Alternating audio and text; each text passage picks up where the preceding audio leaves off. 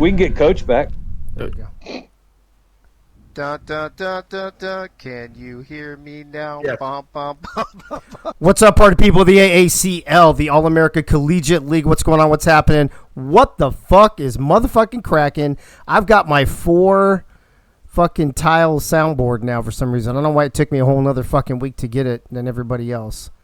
But I got it now, which means I can see even more soundboard. Instead of more cowbell, Robert Thump, it's more soundboard. Anyway, welcome to AACL TueNight, episode 17. We got a fucking lot to cover. And don't forget, real quick, I'm going to say this now.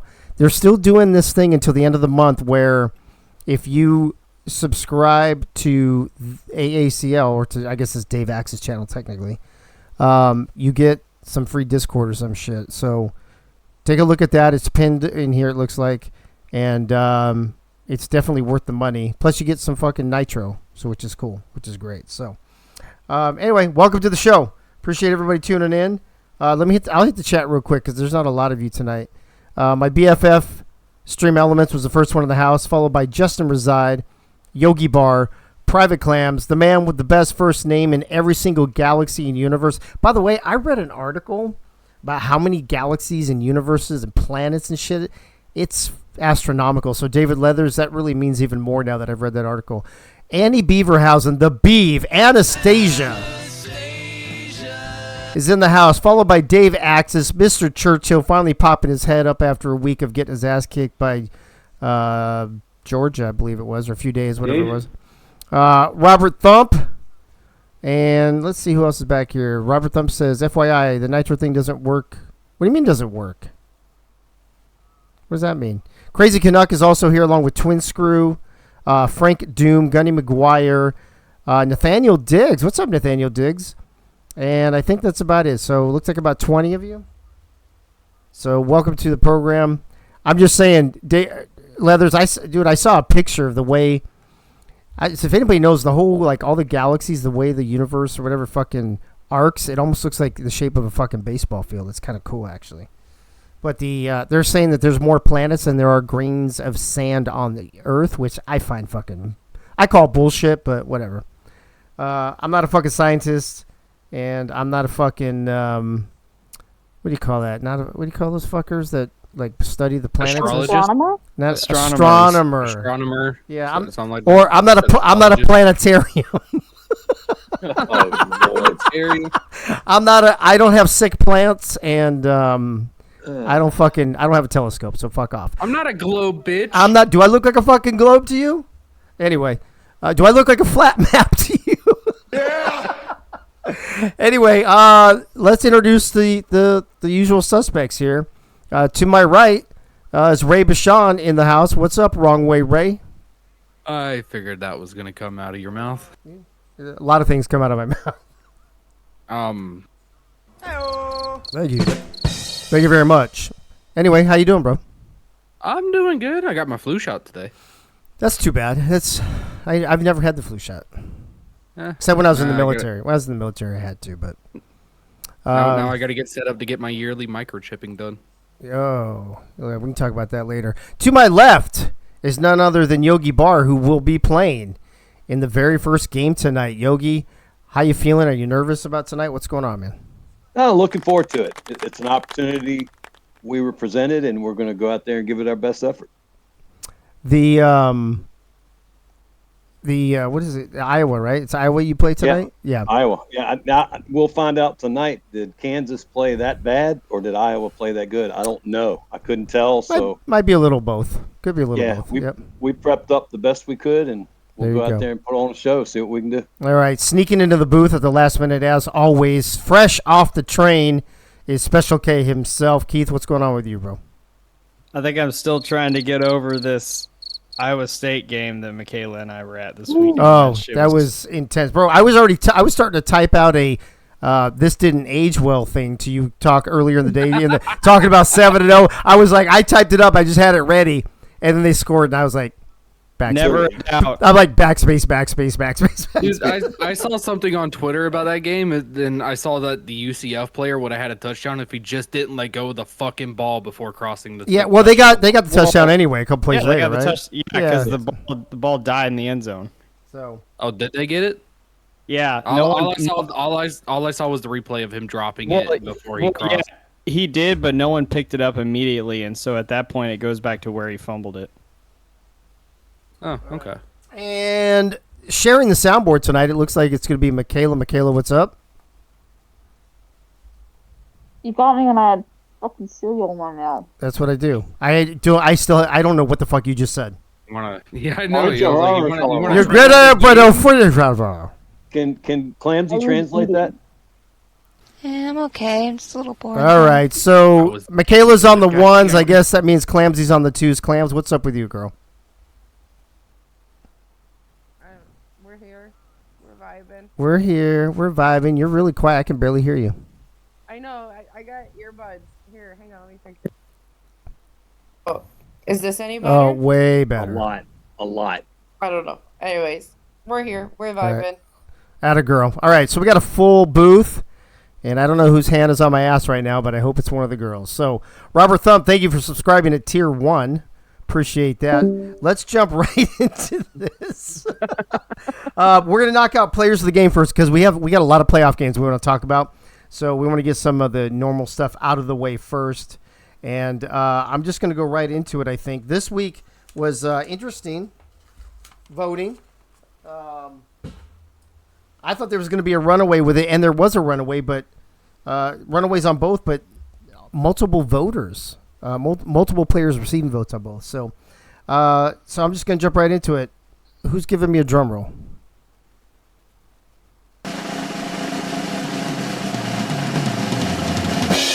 All right, your offensive player of the week, to no surprise, is Guy Clausen. We have 12.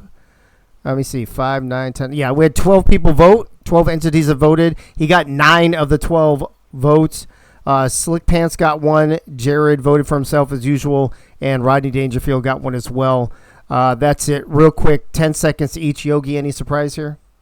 No, not at all. I thought that's who would get it. Yep. He tied the record, set the record with 8 touchdowns. Yep. Keith?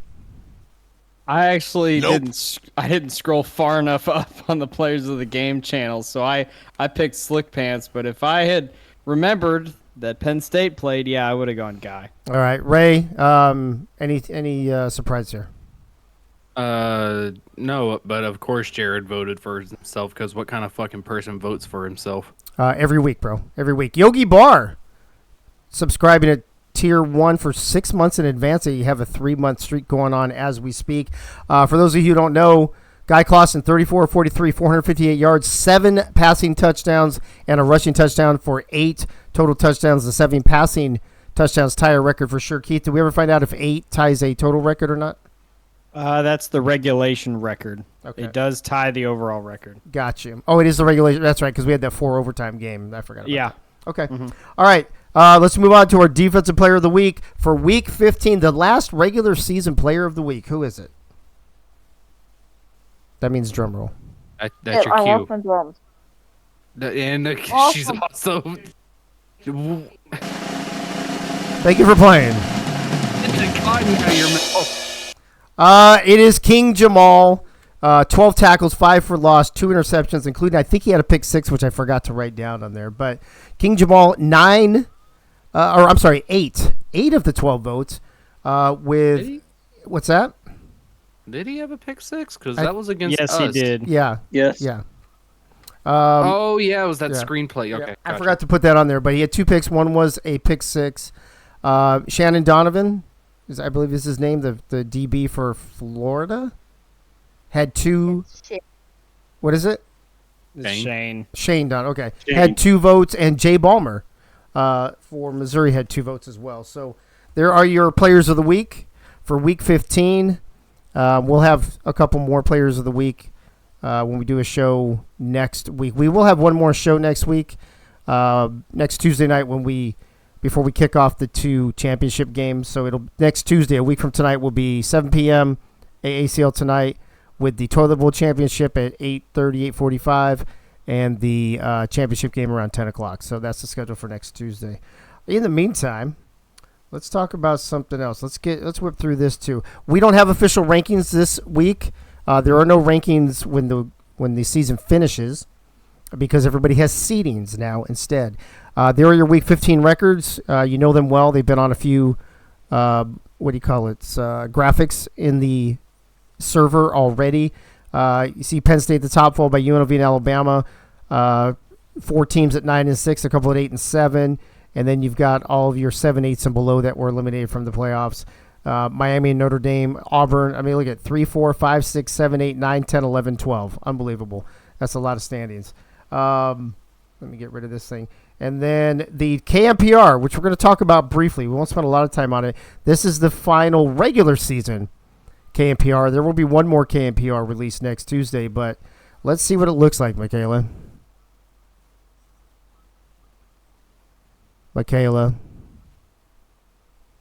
With the cinnamon bun. Is Michaela is she actually doing the board or not doing the board? Oh my god, I know you got 2 of them. Unbelievable. I've got some questions. We have not seen. It's fucking wild. We have not seen the KMPR move around. Listen, there are a lot of 2s. There's a fucking 4 and a fucking 5 on the board. And Keith, we're just going to jump right into this because we've only got a few minutes anyway. But I only have one question for you. What the motherfuck? Well, it's mainly driven by the 2 big upsets on night 3, which was Nebraska and Kansas. The KMPR saw Mizzou just blow out Nebraska in Lincoln, and then Kansas get blown out by Iowa. Those are both seen as huge upset wins. That's going to drop Kansas and Nebraska real far, and Iowa and Mizzou are going to jump way back up. Like, for reference, Mizzou going into last week was number 15 on the KMPR, and look at where they are now at number 10. This is what can happen when there's a big jumble between like 2 and 7 or whatnot. It was pretty definitive that Penn State was 1, but everything else, honestly, from 2 to 9 was pretty much a big jumble. And there was a lot of tiebreakers involved, which at this point is all head-to-head, and that's how it ended up working out. Last question. How the fuck did Missouri get in there? Well, let's see here. They got in there because Auburn lost, Q's lost, Notre Dame lost, and LSU. Did you say LSU? LSU lost, Ohio State lost. So wow. Literally like the 5 teams ahead of them all lost, and they jumped way up. So that'll do it. You're welcome. What? I was just saying you're welcome. For what? What'd you do, bro? For Missouri, because we were ahead of them, but we lost, so Missouri got the jump. Your team wouldn't have made much of a difference, honestly. Listen, right? You know what? Let me have the fucking victory dance. Apparently. Well, it's hard to get a victory dance when you don't have any victories. I have 4 of them. What do you mean? Oh, my bad. That's almost the one. It's almost as many as Auburn, who hasn't submitted It's also UNLV right now. It's also almost as many as Miami. Just saying. Yeah. All right, real quick, Ray, what's your impressions? This is kind of a wild KMPR that we thought had settled down there for a few weeks, but this is not settling down. It did settle down for a few weeks, but we went into rivalry week, and when you go into rivalry week, you have those upsets. So once again, shocking, ladies and gentlemen, the KMPR does not surprise me one bit of what happened. Nebraska suffering that huge loss, Kansas suffering a fucking humongous loss. They deserve to drop down as much as they did. And Penn State with that huge win in the last week against Ohio State, yeah, they deserve to be at the top of the KMPR. All right, Yogi, you got the last word on this craziness. Some vicious drops for Nebraska and Kansas. I think that's quite the drop. And I just feel bad for LSU. In 6 weeks, they've gone from number 1 to out of the top 10 and 6 straight losses. Yeah, it's pretty insane. Good to see Gunny, Freddie, and Frank Doom joining the chat. Good to see you guys. I think it's kind of harsh for Kansas to drop 5 and Nebraska to drop 4 when they're still in that upper echelon, especially Kansas. I mean, Kansas is up there in that upper echelon, and they're barely hanging on to the KMPR, which I think is kind of crazy. But It is what it is. There's your rankings, though. There's your KMPR. Like I said, no rankings, official rankings this week because we have seedings instead, which brings us to a very quick 30-second overview. This is the graphic that I went over the other night, and I also posted in the AACL server. The play-in game is tonight. It's the very first game. Iowa and Virginia Tech. This is what helps settle in the brackets. Iowa and Virginia Tech, both 8-7. The winner moves up to the red, where all those red teams are, and gets into the playoffs. The loser moves over here to where all these teams are in black and gets to play in the third annual Toilet Bowl. As you see in the bottom right-hand corner, Cincinnati and Minnesota played in the first Toilet Bowl, Navy and Iowa last year, and which means Holdorf did not make a third straight Toilet Bowl, unfortunately. Let's take a look at these brackets real quick, and I'm going to ask each of our panelists to give me like 1 minute on this. As you look at this, you've all been here all fucking for the last 6 months while we've been doing this season, so maybe there shouldn't be very many surprises, but are there any surprises, or is there anything, any matchup, any team, anything that jumps out at you from the Toilet Bowl schedule itself, or the Toilet Bowl bracket? Ray, you're first. Obviously, the major surprise, our back-to-back champion up there going against Missouri in the Reese Mid-Mathis Hard Bowl. That's got to be Auburn. Surprising to see him in the Toilet Bowl bracket. Another surprise I would honestly throw in there as well is Ohio State. They looked like they were doing their own thing in the first half of the season. Just the second half, they just fell flat on their ass. Yeah, I mean, they were one loss away from going from the championship game to the Toilet Bowl, which would have been amazing. Yogi, your thoughts on this season 3 super duper Toilet Bowl tournament? I'm looking forward to the matchup of Auburn and Missouri. I think that could be a tremendously good game. But like he said, Ohio State, too many injuries down the stretch, middle of the season, towards the end, lots of injuries. Nate went out quite a bit, cost them. And LSU, with losing their running back, they just couldn't get it going. And because of those two, we have a chance, playing this play-in game. So that's how quick it can change on you. It can. Michaela in the chat says, while Iowa's not in the Toilet Bowl, they still have a chance to win the super duper Toilet Bowl. So that would be great. And Boonberry joining us in the chat. Good to see you, bro. Keith, you got the last word on this one. Any matchups? And by the way, yeah, Yogi, sorry to follow up. That Auburn Missouri, I believe that's the game that went to 4 overtimes, if I'm not mistaken. That's what Clam said in the chat. Where'd she say that? Oh, Auburn Missouri, 4 overtimes again. Right there. Gotcha. All right, Keith, you got the last word. A lot of close matchups here. I'm really looking forward to it. The one thing that I actually think there is a very real chance that Miami makes the championship of this bracket just based on the draw that they have. LSU and Notre Dame both haven't been looking so great, and if Virginia Tech wins tonight, then Iowa's also in that bracket. Yeah. We know that they're kind of all over the place, and Miami's been playing better ball recently, so I would definitely not sleep on the Canes despite their record. Yeah, I agree with that. Frank Doom reminding us, not only does Iowa have a chance to win Super Duper Toilet Bowl, technically, until later tonight, they still have a chance to win the AACL Bowl. So who knows what will happen. Churchill, what's up, buddy? Good to see you. On the other bracket, here's what we got. The play-in game, in the top left corner, the shit or get off the pot bowl, which is the first bowl we're going to discuss here in just a minute. You got 4 bowls. This is it. This is all set except for the Virginia Tech Iowa game, just like on the other bracket. I'll go in reverse order this time. Keith, what stands out here? We've known most of the seeding over the last couple of weeks as we kind of went in. I guess specifically, I think I'm surprised that LSU lost 6 in a row and didn't make the playoffs. But from what you see on the graphic, what stands out to you? I think the matchup that stands out to me is probably, honestly, Alabama-Tennessee. I think that this is the time of year where if you're a balanced team, it's really going to pay off. And just going off of stats, there's 2 teams, or I guess 3, that really stand out to me here as being very balanced. Penn State, UNLV, and Tennessee. So I think that if there's an upset there in that Wrong Way Ray BFJ Cursed Bowl, Who knows what can happen, especially if Florida beats UNLV.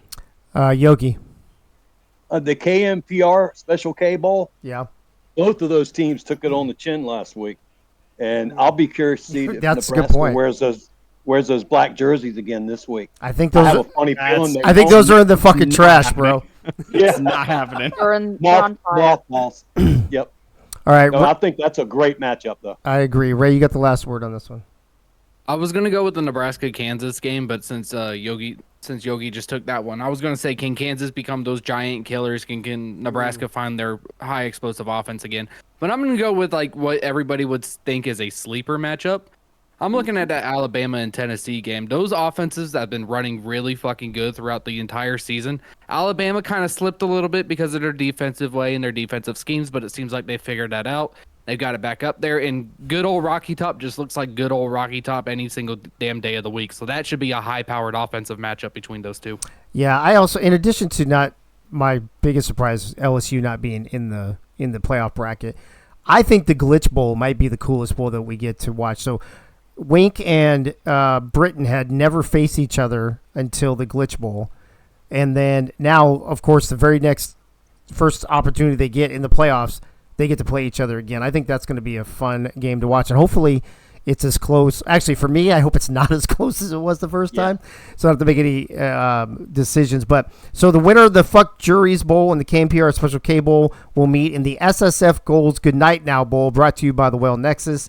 And then on the bottom part of that, Wrong Way Ray BFJ Curse Bowl and the winner of the EA Revamped Glitch Bowl, brought to you by Objective Zero, will meet in the Turn Out the Lights, the Revamped Parties Over Bowl, brought to you by Mr. B Collectibles.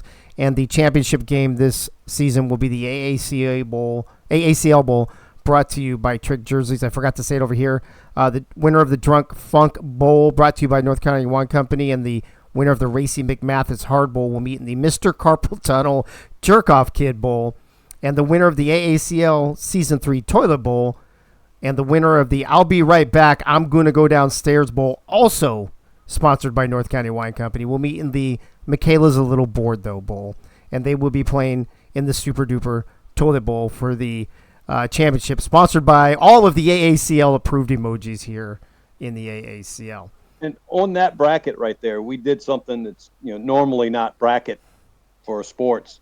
We paired them up as where they stood in the rankings and records. We didn't pair up 9 and 16 and that's a good 10 point. and 15. We paired them up 9 and 10, 11 and 12, so it'd be more fun. That's a good point. So here, as you see, we did it by seedings, right? 1 and 8, 4 and 5, 3 and 6. What we did here is we decided that since the toilet bowl was already established, that it made more sense to let the 4 middle teams duke it out and then the upper teams there at the bottom. So that was just kind of our own little thing that we decided to do because we do what we want here in the AACL just to make things more fun. I don't like to be predictable. I like to mix shit up a little bit. So that's going to bring us to the first game that we're going to talk about. We have 9 games to cover in the next 47 minutes. We have a game tonight? Yeah, I've heard you have one. Oh, there you go. Let me get my game plan there done. You go. Yeah, you might want to send that in. We're only going to spend about no more than 5 minutes on each game. So I'm going to say something. I will go around, give you each a minute or so to talk about it, and then we'll wrap it up. Very first game tonight. You know what? There's one game up here. I'll tell you when we get there. I put Monday instead of Tuesday, but we'll get there. The AACL playoff / TBT tournament play-in game is called the Shit or Get Off the Pot Bowl. Virginia Tech versus Iowa. You see they're both 8 and 7 in the head-to-head.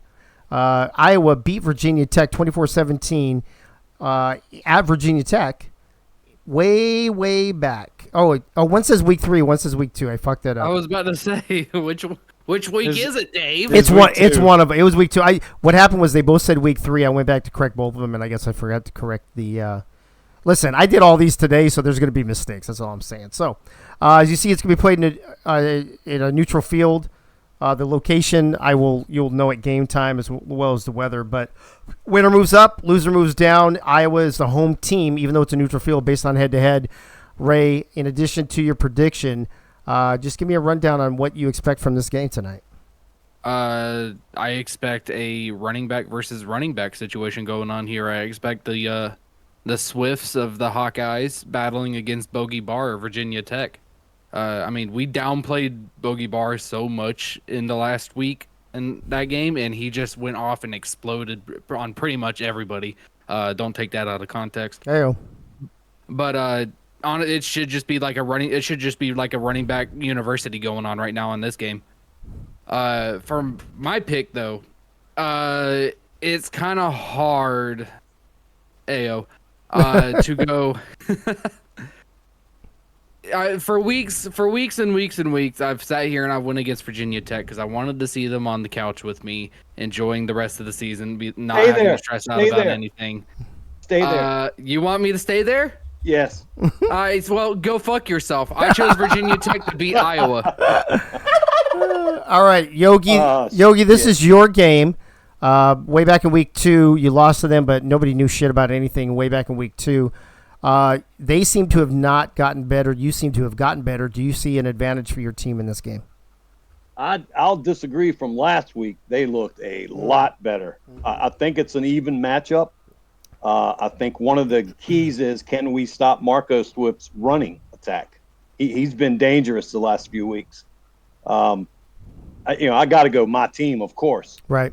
But the week 2 when we played them, that was the first time we had run the NC State playbook, and it was one of only 2 times we ran it. The other one was Miami, and it's a different playbook now. So I'm going to see, and we're going to see if it makes a difference against them. All right, Keith, you have the last word on this before I give what the pick'ems are so far. By the way, the Monday and Tuesday night pick'ems are in the Tuesday night. The Wednesday ones are not up; those will be up later tonight after the games. But Monday and Tuesday night pick'ems are in the server, so you might want to pick them if you want some more NIL money. Keith, you got the last word on this shit or get off the pot bowl playing game. I've got a couple things here that tells me that I think Virginia Tech is going to win the game. Going off of what Yogi said, ran the NC State playbook twice. Those are the 2 lowest rushing totals on the season for Virginia Tech. I don't think that's going to be a problem against Iowa this week.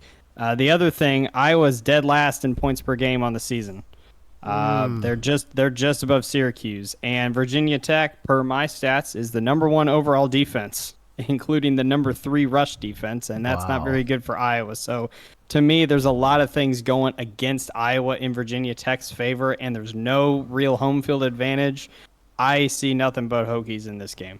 All right, I forgot to make my pick, so I'm just going to tell you what AACL Nation is so far. This game 29-4. Iowa gets just like none of their guys vote for themselves for some reason. 29-4 in favor of Virginia Tech.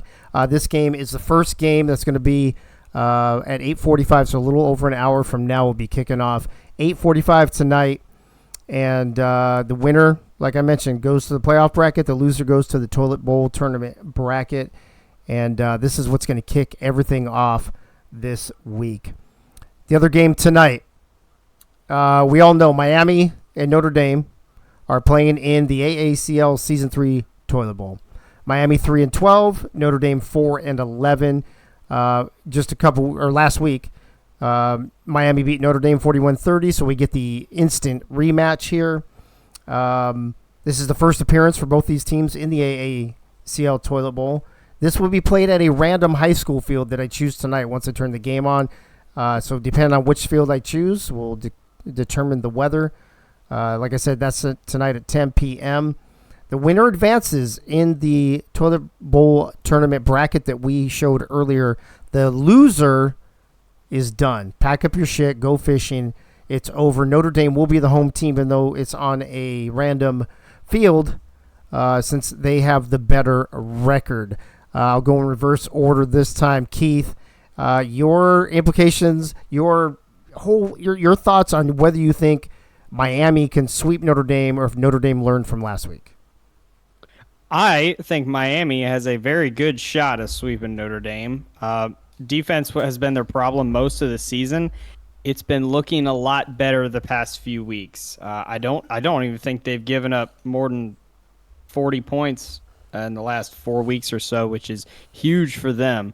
I think another thing think another thing going in their favor, Notre Dame has turned the ball over 3 or more times, 6 of the last 7 games, and Miami is last in turnovers. Wow. On this season. So actually, check that. They're second to last, but still close enough. Yeah, I think Miami has a real shot to do it. I'm picking them. Okay. Yogi, what are your impressions here on this rematch from just a week ago? If Notre Dame learned from my mistake and switches from that 4-3 to the 4-2-5, I believe they have a chance to win this game and cut down on a turnover or 2. No pick sixes, and I believe they can pull this upset off. Yeah, so one for Miami, one for Notre Dame. Ray, I'm assuming that you're going to – I know you hope your team wins. I'm assuming you're going to pick them to win. But tell me, what do you think you learned from last week that will help you win in the rematch this week in the Season 3 Toilet Bowl? That no matter what different players are on your defense, that 4-3 defense cannot fucking stop Jimmy Slickpants for no goddamn reason whatsoever. Don't understand why, because that's what a 4-3 defense is supposed to do. It's supposed to cover up the holes that Jimmy Slickpants goes into, but it's fucking revamped, so fuck you, revamped. So glad we're done with your ass. Sorry, I'm getting on a rant. Yeah, you are. We definitely learned a lot coming from that first game. I mean, we kept it close until we got gassed in the fourth quarter.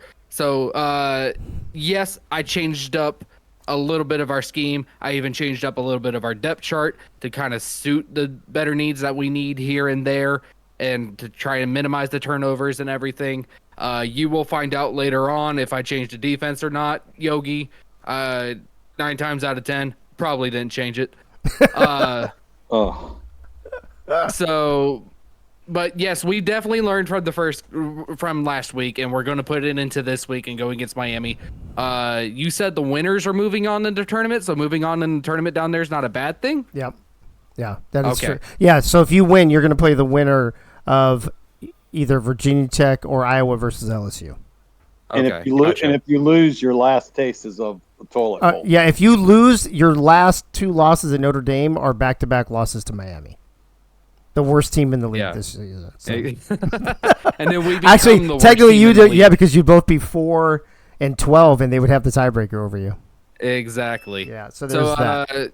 Yeah, we definitely learned a lot. When we're going to go into this week, we're going to take Miami and send them down the fucking drain. Well, AACL Nation feels overwhelmingly that Miami will be able to pull it off again. 26 to only 7 votes for Notre Dame in the pick'ems.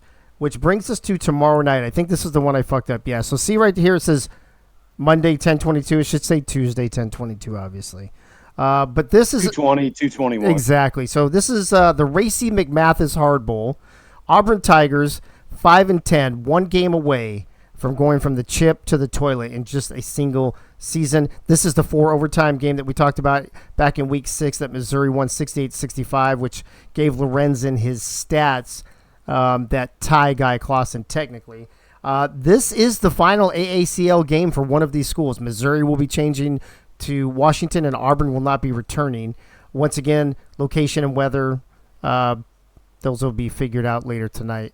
So tomorrow night, 10/22, by the way, which is my youngest son's birthday, at 7 p.m., Missouri, little reminder, won the Tiger Bowl by sweeping Auburn and LSU this season. Lorenzen had 8 total touchdowns in this previous matchup back in week 6. Pink Lisa, 5 passing touchdowns of her own. Yogi, I'll start with you this time. Does Auburn go out of the AACL on a winning note, or does Missouri win this game and carry the momentum over to Washington? I got the Tigers winning. Hey-yo! But what I saw.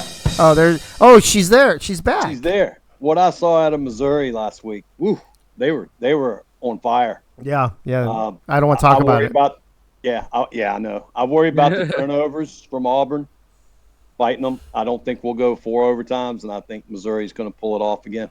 Roar. There can be a lot of roars in this one tomorrow night at 7 p.m. Keith, same question to you. Does Auburn go out a winner, or does Auburn go out a loser? This is a tough one because both these teams have been kind of up and down to end the season. I think Mizzou's probably been more of a roller coaster than Auburn just because Auburn's been sliding a little more. I obviously Mizzou's offense looked really good last week. The one thing that I worry about is if Shiloh can maintain his form that he had last game, because that's been a struggle for him. This to me is a running back battle. Whichever team runs the ball better, I think, is going to win. Throughout the course of the season, it's been Mizzou over Auburn. They're more balanced. So I'm going to pick Mizzou, but I think that this will be a close one, and I'm expecting a shootout. Yeah, I definitely think it could be a shootout with those two quarterbacks. Ray, what are your thoughts on this Tiger v. Tiger action? Keith says it's going to be a running back shootout. I'm looking at all the wide receiver options that are on both of these teams, and that's going to be your difference in this game, is which wide receiver can get an edge over the other team's wide receivers. It's basically just going to be a passing game, and whoever's defense can get a stop at the luckiest time. I also do believe that this probably could go back into overtime between these two teams. I don't know about 4 overtimes, but we'll get there when we get there tomorrow. With my choice for this, though, it is going to be a close one. It may go into overtime, it may not, and it's probably going to end on a field goal. But if I'm trusting anybody with this win, I'm going to go with Pink Lisa over Jared Lorenzen to get the win and move on in the tournament. Yeah, AACL Nation in the Tuesday Night Pick'em channel, the Monday and Tuesday night games are in there.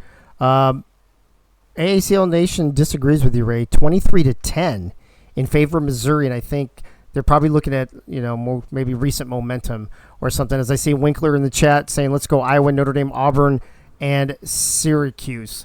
That's going to bring us on to our second game tomorrow night. The Drunk Funk Bowl, brought to you by North County Wine Company. That'll be played Tuesday at 8:30 p.m. OSU. So here's the thing: Ohio State Buckeyes 5-10, Syracuse 6-9. Syracuse beat Ohio State back in Week 9, 52-49. It was a shootout. It was a close game. But as you dig further into the archives, you see that in the preseason tournament this season, in Season 3, Ohio State beat Syracuse 28-20. And then when Nate was AD of Iowa, Syracuse beat them by a single point, 24-23, I believe it was, in another game. So Eagle holds the 2-1 head-to-head record over Nate, but they are... We in Illinois, right? What's that? That's what I thought. What's that? In Illinois, right? He was at Illinois. I just said Illinois. I said Illinois. That's what I said. You said Iowa. Yeah, I heard Iowa. Yeah, well, you guys got to get your hearing... Start with eyes and you got to get your hearing checked. Whatever, Illinois. You know what I mean. Hey, you know what I tell my kids? Fucking do what I fucking mean, not what I say. When Nate was the AD of Illinois. Iowa, Illinois. Anyway, so it's 2-1 in favor of Eagle. Nate has a chance to even that up. Funk had a forced fumble and interception. Lemon for Ohio State had 2 interceptions in that game in Week 9. Ty Bird, 7 receptions, 176 yards, and 2 touchdowns. And Tazvon Wolfswinkel, 481 total yards and 3 total touchdowns back in Week 9. Ray, you get the first thoughts on this one. This to me is kind of intriguing. It's always fun to see these two go at it, in the server. There is a little bit of a rivalry there. But on the field, it seems like it's been pretty even. Yeah, it's definitely been pretty even. Both offenses kind of look the same going in and out ever since their Week 9 matchup. Back then, I mean, that was a high-scoring matchup. That's a game that we've always wanted to see throughout this entire season. And we're hoping to see it again into the Drunk Fuck Bowl. There you go. But this time, I believe it's going to be a little different. Syracuse may put up a hell of a fight, but Ohio State, after taking that devastating loss last week to Penn State, they got something on their shoulder. They've got that little bit of attitude, and they're going to put it all over that fucking Syracuse defense and offense and have themselves a nice big old glass of fucking orange juice, because you know why? You know why? Syracuse football sucks. Buckeyes on top, baby. Oh, Yogi. What do you think about that? I think that if Syracuse was playing a minor league, minors, little league football team, Ray would pick against them. Oh, agreed. Yeah. Yes. It usually, when I look at Ohio State, first thing I think is, can they stay healthy? Well, I think they've corrected that the last couple of weeks by going away from that high volume no huddle and cutting it back some, and he stayed healthy the last 2 games. I think this all comes down to Syracuse and their playbook. I think Syracuse has been playing much better in the last 5 weeks of the season or so, and I think they're going to win this game. Yeah, I could see both those points. Keith, you got one for Ohio State, one for Syracuse. What say you? On paper, this is actually a pretty close matchup, I think. But both these teams have been throughout the course of the season kind of all over the place. So I feel like this is a game where if we get a certain version of either team, it could be lopsided. But who really knows? Syracuse is a team that's kind of similar to Iowa. If they win, they don't win by a lot. But if they're not playing well, then they struggle. 7 of their 9 losses were by 2+ possessions. The good news is that Nate Hall has been not very good since week 9. He's thrown like 5 touchdowns and 15 interceptions. By my math, that is rough. And their defense has really, really struggled. I honestly really don't entirely know where to go with this one. I think Syracuse has been the slightly better team to end the season as far as consistency is concerned, but I think Ohio State is due for a rebound, so I'm going to pick them. Well, AACL Nation agrees with you. 26-8, so big. All of these games so far have all been picked large. The closest one was 23-10, that Missouri-Auburn game. All of the other ones, high 20s to single digits. So 26-8 in favor of Ohio State. I kind of feel like this is a game that Taz could take under his wing and lead Syracuse to a victory. I think I'm going to end up taking Syracuse. I'm just going to pick that right now while I'm in the channel. And I'm also going to pick Auburn for Pink Lisa. I'm going to take, I think Notre Dame rebounds. I'm going to take Notre Dame. And I'm going to take, God, that Virginia Tech one's tough. I'm going to wait on that one. By the way, someone told me earlier this week that if you spell Ohio backwards, it says Oi Ho. Wow. Oi ho! Oi Ho! That brings us to the first game where we have to talk about scenarios and possibilities. I'll be right back to my broadcasters in the booth because I'm going to go downstairs and get some more Wine Bowl, sponsored, of course, by North County Wine Company once again. LSU, for me, you guys, the most disappointing team in the AACL this season. They were 7-2, number 1 in the country. Their wide receiver 3 leaves. Their halfback 1 leaves, who was a sophomore. They're backed up by a walk-on, and it's all gone downhill, and it's all gone down to just shit since then. They are going to play the loser of Virginia Tech or Iowa, who are both 8-7 right now.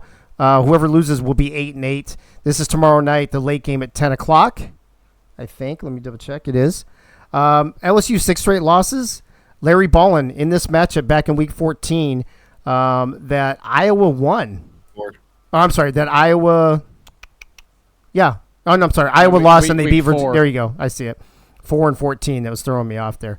Larry Ballin for LSU back in week 4 when they beat Iowa. 293 yards and 4 total touchdowns.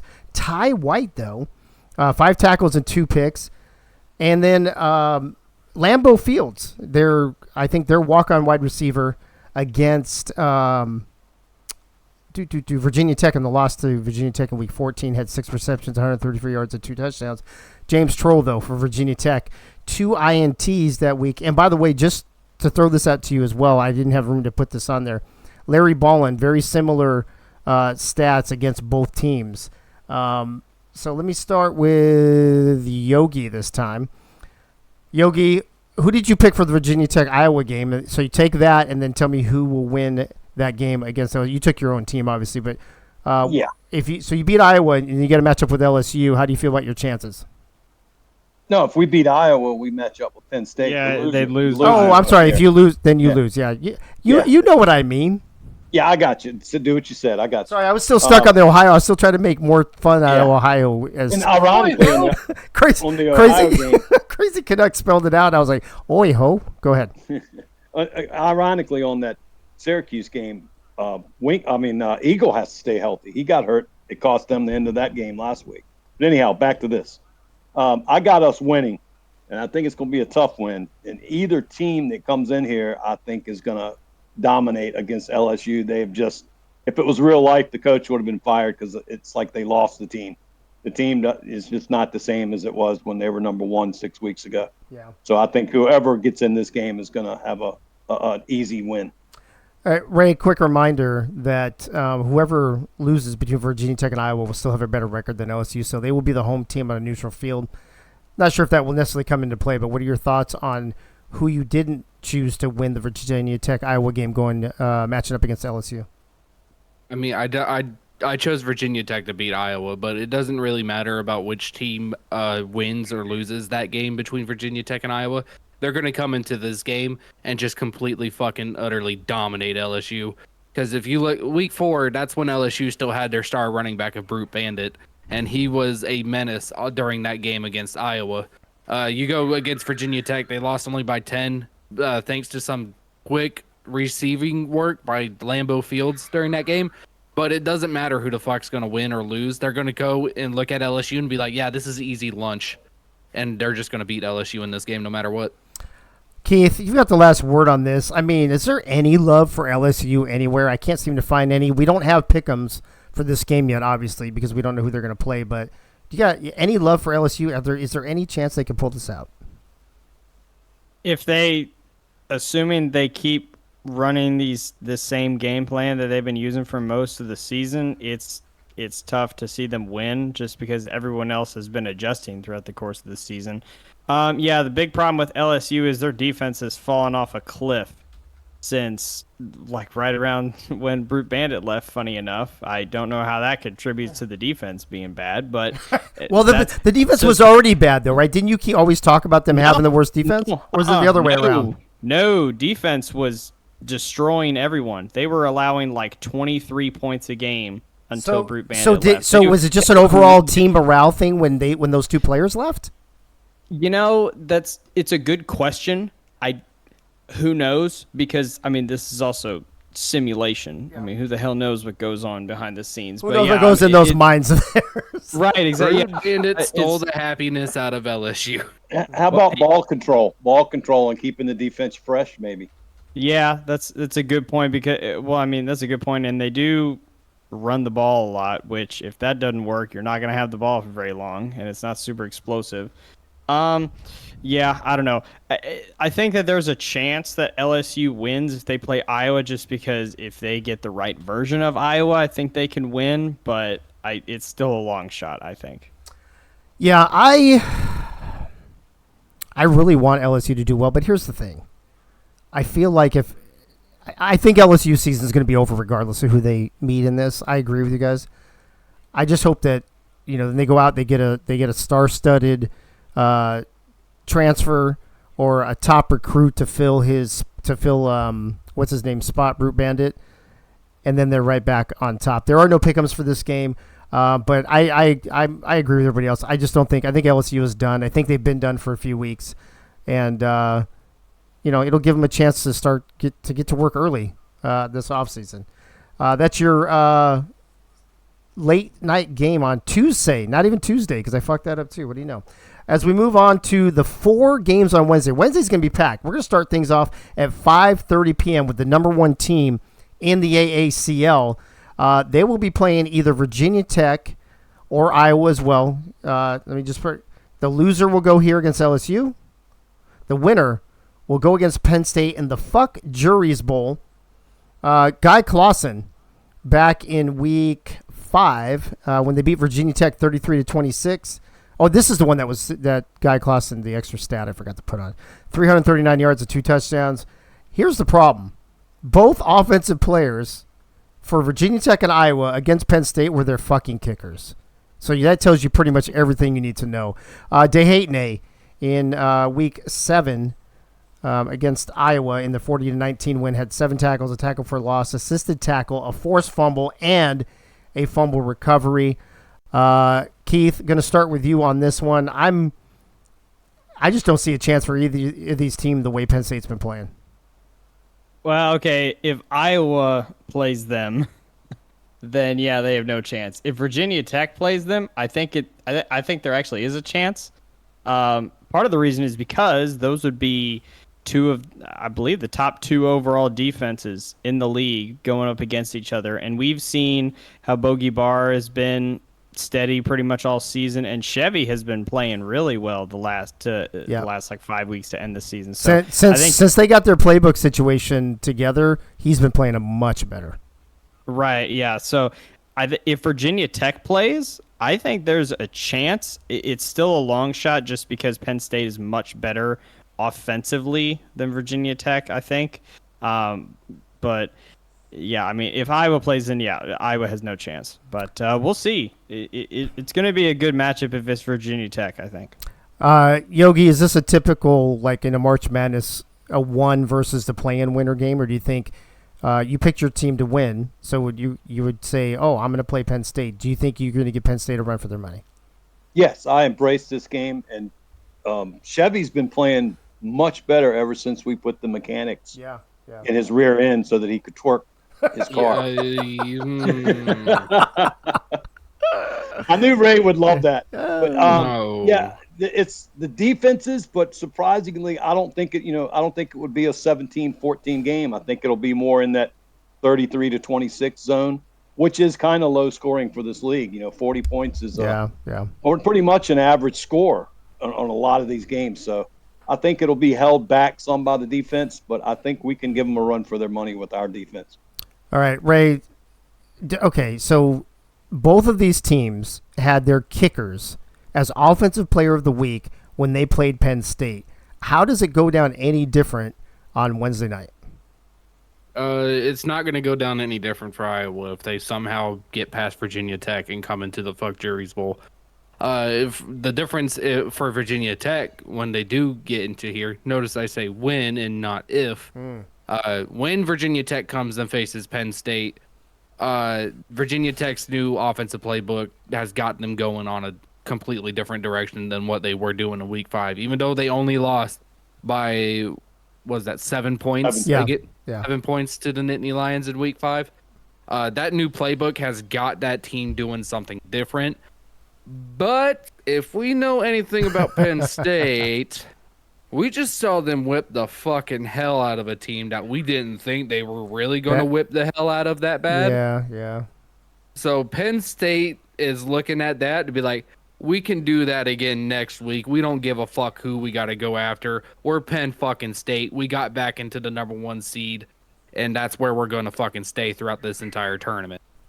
There's no pick'ems for this game yet either, obviously, because there's no we don't know who they're going to play. But I just don't see a way Penn State just doesn't roll to at least the semis, if not the finals, to be honest with you.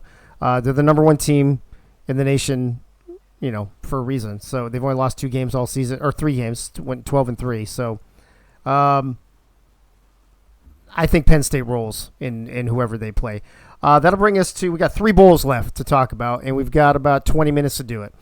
The Wrong Way Ray BFJ Curse Bowl. That's going to be your second game on Wednesday night at 7 p.m. And this could be just a lot like Auburn that we talked about earlier. It could be the final game for Alabama, as they will not be returning. Tennessee 9-6, Alabama 10-5. This was a close game, if you guys remember, back in Week 10. I think it was the primetime game of the week, if I remember correctly, in Tuscaloosa, and Bama holds on 36-32 to win. Ware leads Gunny 2-0 in head-to-head. They won by a single point in season 2 when Gunny was the AD of Navy. In their matchup in Week 10, Dangerfield passed for 347 yards and 4 touchdowns. Ware had 428 total yards and 3 total touchdowns. But the defensive player of the game for Alabama was Little Day. 8 tackles, 2 tackles for loss, and 2 forced fumbles. He was playing out of his fucking mind. Yogi, let me start with you. Does Little Day and that defense play out of their fucking mind again? Or does Tennessee get revenge and move on here in the playoffs? For Tennessee to win this game, they've got to establish the run with Freddie, and they have not been doing that to the outside lately. It's got to be up the middle. But when you run up the middle, you run into this defensive line of Alabama and that second line, the linebackers, and it's some tough sledding in there. If Freddie can get going and take some pressure off of Rodney Dangerfield, they have a chance. but I just think that Alabama defense in a tournament is going to come to play, and they've got Penn State in their sights, and they're looking to move on. I'm going to have to go with Alabama. Ray, this is a classic game in real life, in sim life, in the AACL. It always has a lot of hype. It was a great game a few weeks ago. Do you anticipate another great close game? Do you see a blowout? And if you do, which way do you see it going? It's definitely going to be a close game. It's going to be a quarterback battle. You got Rodney Dangerfield. You got everywhere. That's always going to be a great damn matchup, no matter what season it is, no matter what team it is. Those two are going to put on their best fucking performances when they go out and see each other across that sideline. Defense is probably not going to be much of a benefactor in this. It's just going to be an offensive shootout here and there. Which team can complete the third down, which team cannot complete the third down, which team's going to get that running advantage over the other, and who's going to make the most explosive plays to win this game. If we're doing a pick 'em right now, I completely disagree with Yogi, but that's not only because of like stats and everything. It's just because every time I fucking chose Alabama, they just go ahead and shit the fucking bed and lose worse than goddamn Amber Heard did in a goddamn court case. Oh, hey-o.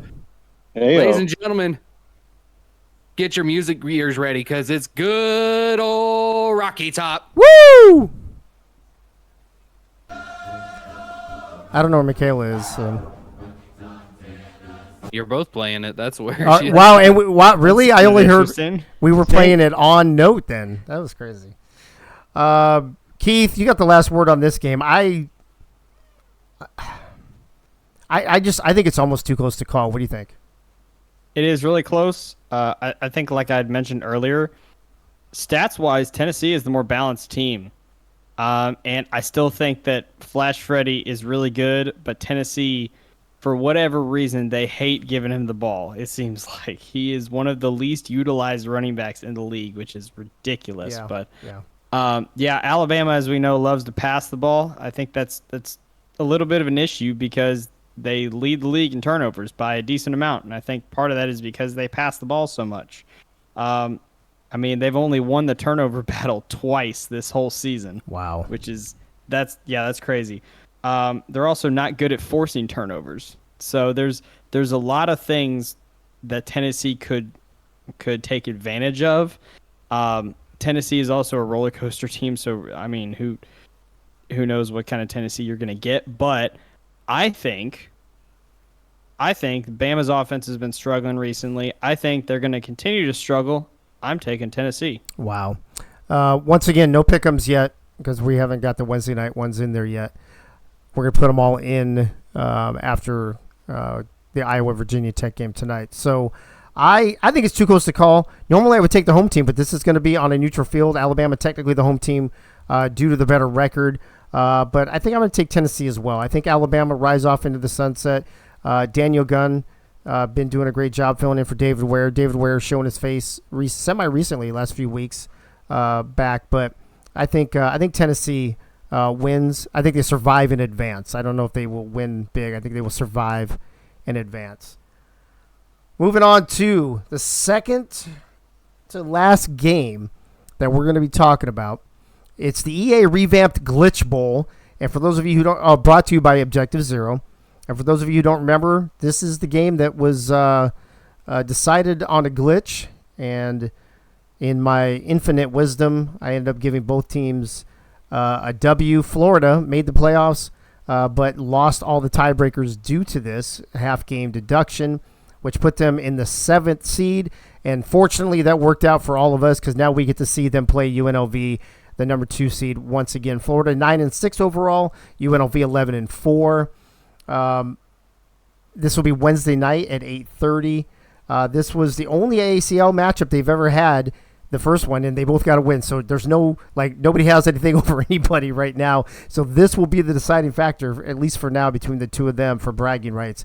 Jitterbug in that game back in week 12, 6 receptions, 178 yards, and 2 touchdowns. Maddie Britton, only 4 receptions and 59 yards, but also had 2 touchdowns. And A.K. Jones, I believe he might have been your defensive player of the week that week.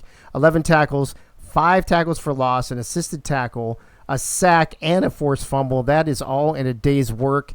Ray, this is your old team. This is the Glitch Bowl. and hopefully we don't get another glitch. But how do you see this one coming out?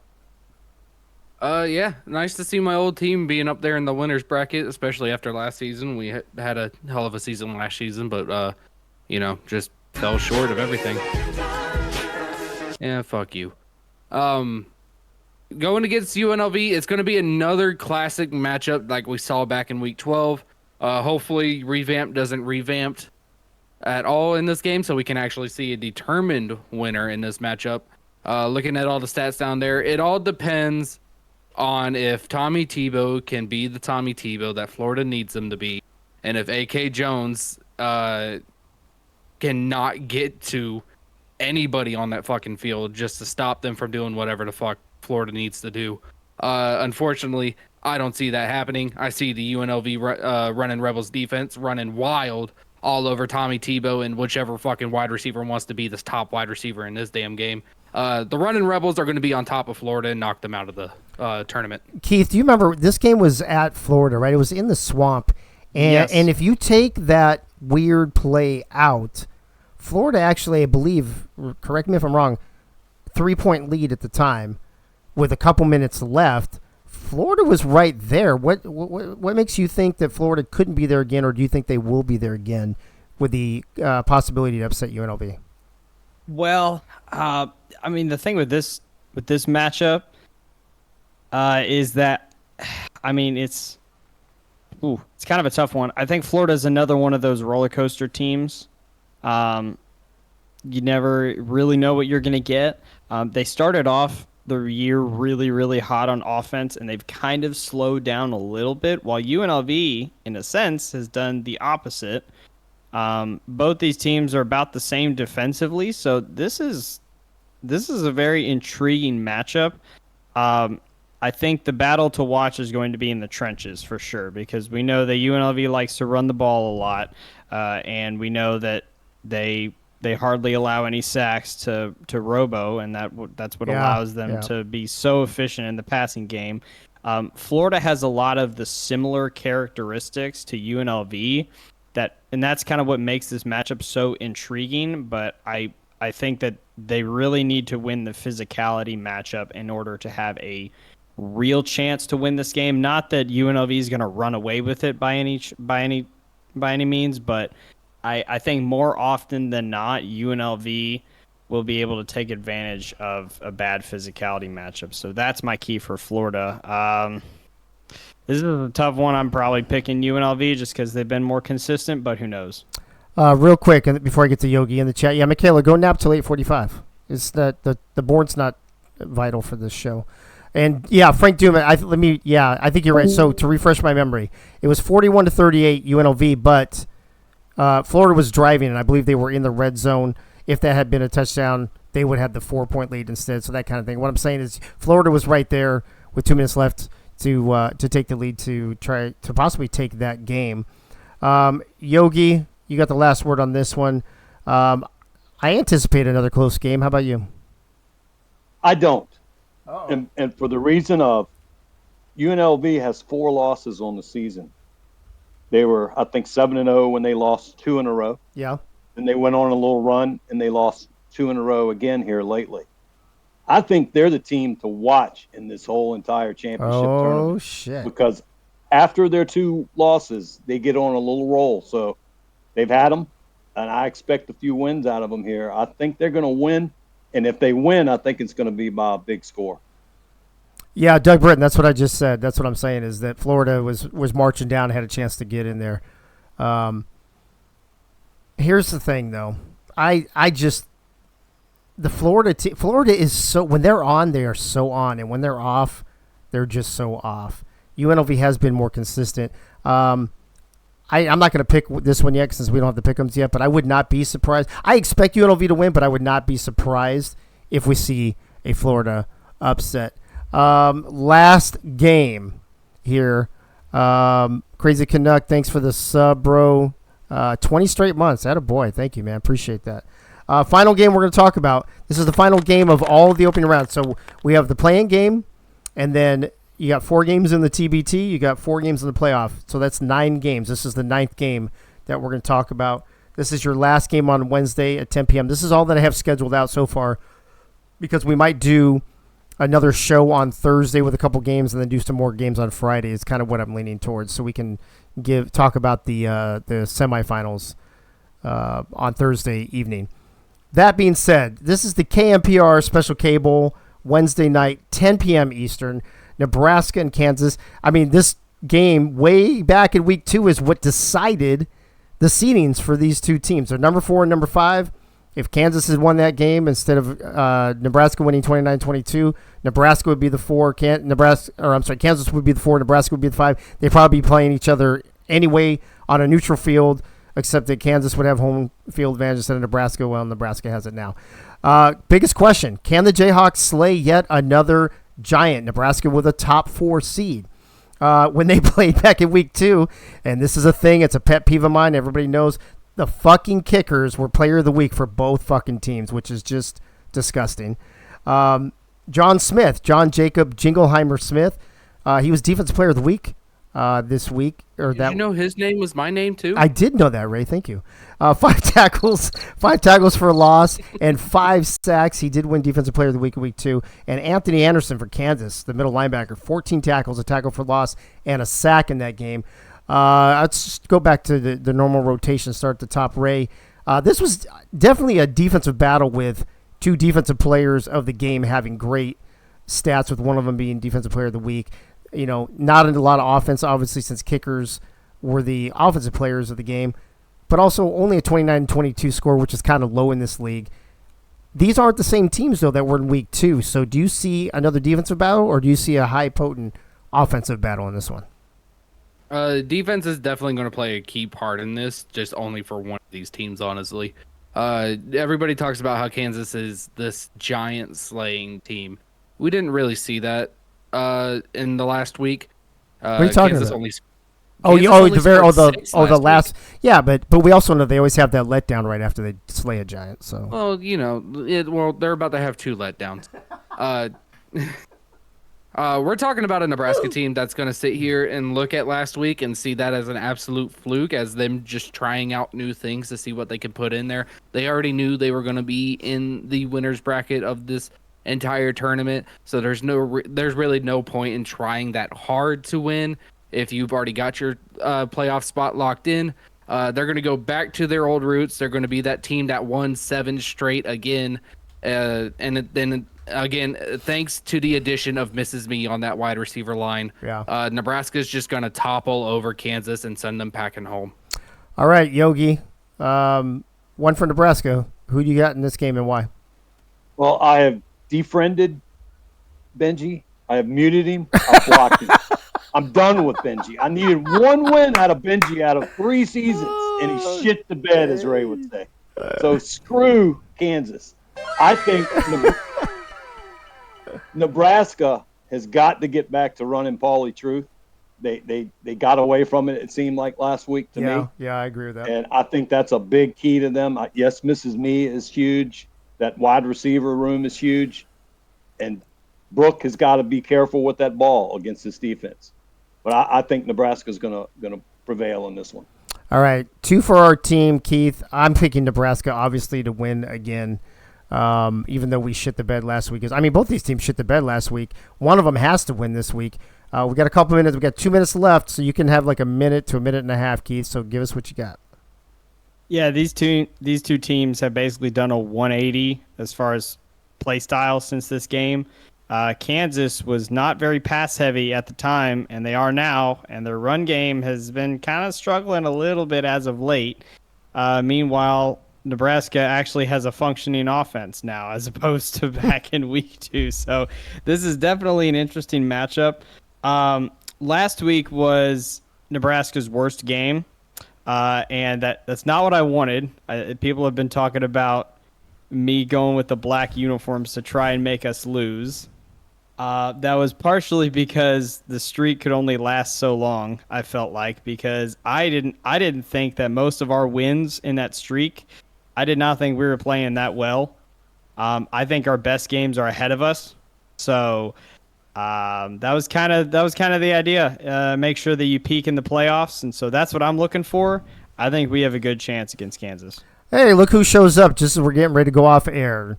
Zach Holdorf on time as usual. We have less than a minute left, and we're going off the air for 30 minutes. We'll be back at 8:45 to kick off the first game. What's the first game, you ask, if you're Zach Holdorf and you just showed up?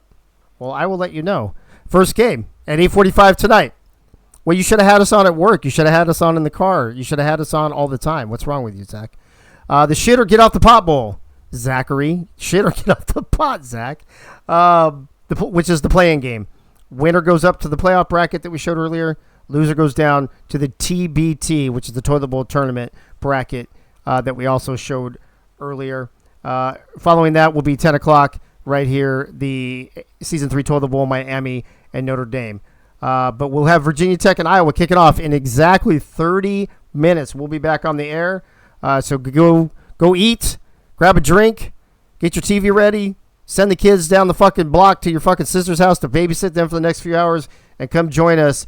Ray and Keith will be on the call for this game. Yogi and I on the second game. So we'll see you in about 30 minutes. Thanks for tuning in. We'll see you in a few.